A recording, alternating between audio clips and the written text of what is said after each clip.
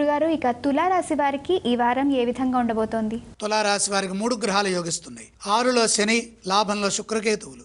ఏకాగ్రతతో పనులు మొదలుపెట్టండి, త్వరగా కార్యసిద్ధి లభిస్తుంది. సకాలంలో నిర్ణయాలు తీసుకోవాలి, చంచలత్వం ఉండరాదు. ముఖ్యమైన కార్యక్రమాల్లో ఒత్తిడి కలిగించే విధంగా ఏ విషయాన్ని మనసుతో చూడొద్దు. దృఢ సంకల్పంతో వ్యవహరించండి. ఉద్యోగంలో ప్రతి అడుగు జాగ్రత్తగా వేయండి. ఇబ్బందికరమైన పరిస్థితులకు దూరంగా ఉండండి.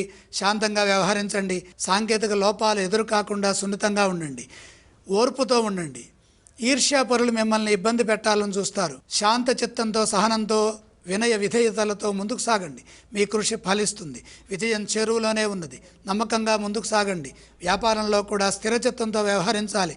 జాగ్రత్తగా, ప్రతిభతో పనిచేయాలి. ప్రధానంగా పెట్టుబడుల విషయంలో లోతుగా ఆలోచించండి.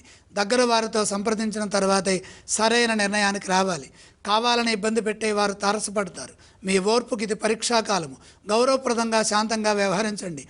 భవిష్యత్తుకు ఎటువంటి ఇబ్బంది కలగకుండా జాగ్రత్తగా కృషిని కొనసాగించండి. శుభ ఫలితాలు సాధించడానికి కాలం ఎంతగానో సహకరిస్తుంది. ఏ స్తోత్రాన్ని పఠిస్తే మంచిదంటారు? తులారాశి వారు నవగ్రహ ధ్యాన శ్లోకాలు చదువుకోవాలి. తులారాశి వారు ఏ ఆలయాన్ని సందర్శించాలి? తులారాశి వారు ఏకాగ్రత కోసమే నవగ్రహాలని దర్శించడం మంచిది. ఏవేవి దానం చేస్తే మంచి ఫలితం లభిస్తుంది? నవధాన్యం నవగ్రహాల పాదాల దగ్గర నుంచి నమస్కారం చేయండి.